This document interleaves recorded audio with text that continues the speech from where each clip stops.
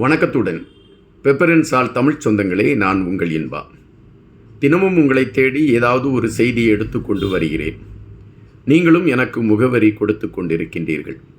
வானத்தில் ஓடி தெரிந்து கொண்டிருக்கக்கூடிய முகவரி இல்லாமல் அலைந்து கொண்டிருக்கக்கூடிய சூழலில் வானம் அதைக்கு முகவரி கொடுக்கக்கூடிய ஒரு களத்தை நம்மால் பார்க்க முடிகின்றது. ஏறக்குறைய எனக்கு வானமாக நீங்கள் இருக்கிறீர்கள்.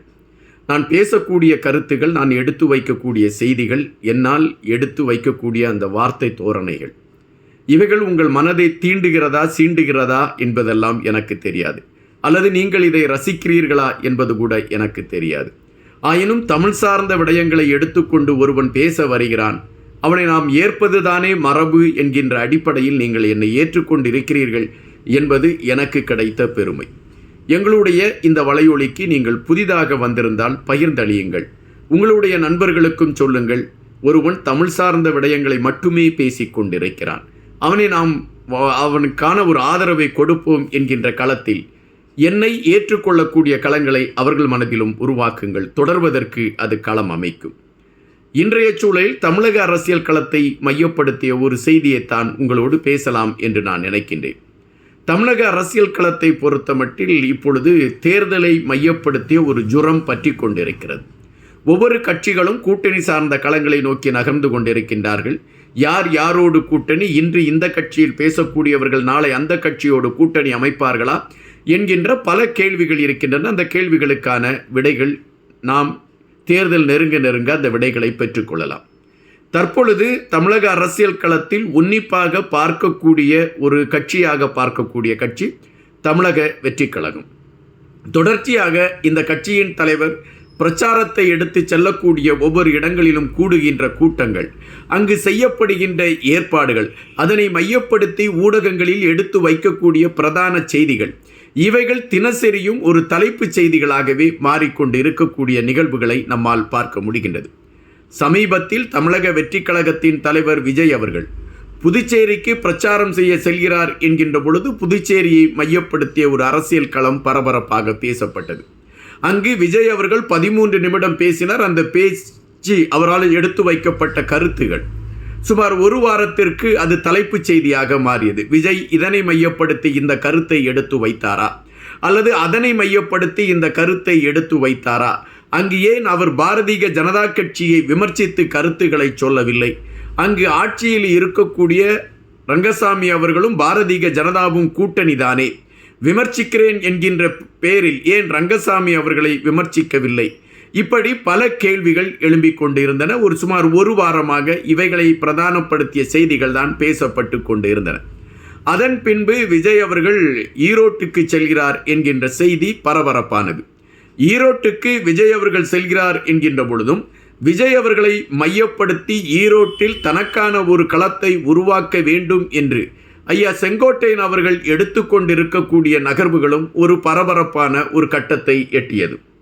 ஈரோட்டில் செங்கோட்டையன் அவர்களுக்கு ஒரு பெரிய ஆளுமை இருக்கிறது என்பது பரவலான செய்தி. 9 வருடம் சட்டமன்ற உறுப்பினராக தொடர்ச்சியாக வெற்றியை சந்தித்திருக்கக்கூடியவர் என்கின்ற பெருமை இருக்கின்றது. 50 ஆண்டுகளாக திராவிட இயக்கங்களோடு பயணித்து கொண்டிருந்தவர் விஜய் அவர்களுடைய கட்சியில் அந்த இயக்கத்தில் இருந்து விடுபட்டு வந்து இணைகின்றார்.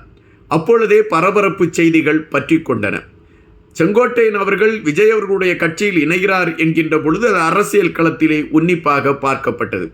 அதற்கு ஏற்ப ஒவ்வொரு நாளும் செங்கோட்டையன் அவர்களை மையப்படுத்திய செய்திகள் முதன்மை பெற தொடங்கியது. செங்கோட்டையன் அவர்கள் செய்தியாளர்களை சந்திக்கக்கூடிய களமும், செய்தியாளர்களிடம் அவர் கருத்துக்களை எடுத்து வைக்கக்கூடிய விடயங்களும் விஜய் அவர்களுடைய கட்சியில் ஒரு முதன்மையான தளத்தை நோக்கி செங்கோட்டையன் அவர்கள் முன்னேறி கொண்டிருக்கிறார் என்கின்ற விடயம் பதிவாக தொடங்கியது. இந்த சூழலில் ஈரோட்டில் விஜய் அவர்களை அழைத்து ஒரு பெரிய பொதுக்கூட்டத்தை நடத்துவதற்கு நான் தயார் என்று செங்கோட்டையன் அவர்கள் அறிவிக்கிறார். இது உடனடியாக ஊடகங்களில் பரபரப்பு செய்தியாகிறது. செங்கோட்டையன் அவர்களுடைய தலைமையில் விஜய் அவர்கள் ஈரோட்டில் பேசப்போகிற அந்த பொதுக்கூட்டம் வரலாறு காணாத ஒரு திருப்புமுனையை உருவாக்கும் என்கின்ற செய்திகள் பரபரப்பாக பற்றி கொள்ள, காவல்துறைக்கு செங்கோட்டையன் அவர்கள் சார்பில் கொடுக்கப்பட்ட அனுமதி கடிதம், அந்த கடிதத்திற்காக காவல்துறை சார்பில் கொடுக்கப்பட்ட 81 கட்டுப்பாடுகள், இதனை குறித்த செய்திகள் ஒரு பரபரப்படைய தொடங்கியது. பெரும்பாலான ஊடகங்கள் விஜய் அவருடைய கட்சி பொதுக்கூட்டத்திற்கு காவல்துறை மிகப்பெரிய இடர்களை செய்து கொண்டிருக்கிறது என்கின்ற செய்திகள் எல்லாம் பேசப்பட்டது. ஆனால் அதன் பின்பு அந்த 81 கட்டுப்பாடுகளையும் ஏற்றுக்கொண்டு அதை தீர்ப்பதற்கான களங்களை உறுதிப்படுத்தி கொண்டு செங்கோட்டையன் அவர்களுடைய முயற்சியிலே அந்த பொதுக்கூட்டம் நடத்துவதற்கான ஒரு களம் அமையப்பெற்றிருக்கிறது. தற்பொழுது அந்த பொதுக்கூட்டம் நாளை நடைபெறும் என்கின்ற அந்த பரபரப்பு இருக்கக்கூடிய இந்த சூழலில் காவல்துறையை சார்ந்தவர்கள் மற்றும் அரசு சார்ந்தவர்களும் இந்த பொதுக்கூட்டத்திற்கு பல நெருக்கடிகளை கொடுத்து கொண்டிருக்கிறார்கள் என்கின்ற செய்தியை அந்த கட்சியை சார்ந்த முக்கிய பிரமுகர்களில் ஒருவரான அருண்ராஜ் முன்னாள் IRS அவர்கள் இப்பொழுது செய்தியாளர்களிடம் கருத்துக்களை பதிவிட்டு கொண்டிருக்கின்றார். அப்படி என்றால் ஒவ்வொரு முறையும் விஜய் அவர்கள் வெளியே பிரச்சாரத்திற்கு செல்கிறார் என்கின்ற பொழுது பல நெருக்கடிகளை அவர் சந்திக்க வேண்டிய களம் அமைந்திருக்கிறதோ என்கின்ற கேள்விகளை இது எழுப்புகின்றன. இந்த சூழலில் நாளை நடைபெற இருக்கக்கூடிய அந்த பொதுக்கூட்டத்திற்கு யார் யார் வர வேண்டும், யார் வரக்கூடாது, யாருக்கெல்லாம் அனுமதி என்கின்ற விடயத்தை மையப்படுத்தி தமிழக வெற்றி கழகத்தின் சார்பில் ஒரு அறிக்கை வெளியிடப்பட்டிருக்கிறது. அந்த அறிக்கையில் வழக்கம் போல கர்ப்பிணி பெண்கள், குழந்தைகள் மற்றும் உடல் பாதிக்கப்பட்டவர்கள் அனுமதி இல்லை என்கின்ற விடயத்தை மிக தெளிவாகவே அவர்கள் சுட்டிக்காட்டியிருக்கிறார்கள். இதனை மையப்படுத்தி செங்கோட்டையன் அவர்களும் மிக அழுத்தமான ஒரு கருத்தியலை பதிவிட்டிருக்கின்றார். மக்களுக்கு எச்சரிக்கையும் கொடுத்திருக்கின்றார். இந்த நேரத்தில் இந்த கூட்டத்திற்கான செயல்முறைகளை எப்படி வலுப்படுத்துவது என்பதை மையப்படுத்தி நிர்வாகிகள் கூட்டம் நடைபெற்றது. அந்த நிர்வாகிகள் கூட்டத்தில் பேசிய தமிழக வெற்றி கழகத்தின் பொதுச் செயலாளர் புஷி ஆனந்த் அவர்கள், நாங்கள் இங்கு அனைவரும் ஒருவராகத்தான் இருக்கிறோம். இங்கு குறிப்பிட்ட சில பகுதிகளை அண்ணன் செங்கோட்டையன் அவர்கள் பார்க்க இருக்கின்றார். வருகின்ற தேர்தலில் 70 இடங்களை அவர் பெற்றுத்தருவார் என்ற நம்பிக்கை எங்களுக்கு இருக்கிறது. நாங்கள் இருவரும் கோபப்படுகிறோம், எங்களுக்குள் ஒரு உடன்பாடு இல்லை என்ற செய்திகளை எல்லாம் சில ஊடகங்கள் விற்பனை செய்து தங்களை வலுப்படுத்தி கொண்டிருக்கிறார்கள். நாங்கள் இருவருமே அன்பான களத்தில் பயணித்து கொண்டிருக்கிறோம். அண்ணன் எந்த வழியில் செல்கிறாரோ அந்த வழியில் நாங்களும் செல்வதற்கு தயாராக இருக்கிறோம் என்று அந்த தமிழக வெற்றி கழகத்தின் பொதுச் செயலாளர் புஷி ஆனந்த் அவர்கள் அந்த நிர்வாகிகள் கூட்டத்தில் கருத்துக்களை எடுத்து வைத்தார். இதுவரை புஷி ஆனந்த் அவர்களுக்கும் செங்கோட்டையன் அவர்களுக்கும் இடையே ஒரு முருகல் நிலை இருக்கிறது என்று கதையை திரித்து கொண்டிருந்தவர்களுக்கு ஒட்டுமொத்தமான முக்காடை இந்த பேச்சு கொண்டு வந்து நிறுத்தியது. அதன் பின்பு செங்கோட்டையன் அவர்களும் புஷி ஆனந்த் அவர்களும் நிர்வாகிகளை சந்திக்க செல்கின்ற பொழுது யார் முதலில் மாலை அணிவிப்பது புஷி ஆனந்த் அவர்களுக்கு என்கின்ற ஒரு சலசலப்பு ஏற்படுகின்றது. இந்த சலசலப்பை மையப்படுத்தி ஒரு பிரதான ஸ்டோரியை தயாரித்து விடுகிறது சில ஊடகங்கள். ஆயினும் அங்கு தொண்டர்கள் அன்பின் காரணமாக புஷி ஆனந்த் அவர்களுக்கு மாலை அணிவிப்பதற்கு அவர்கள் முண்டியடித்தார்கள் என்பதுதான் களம்.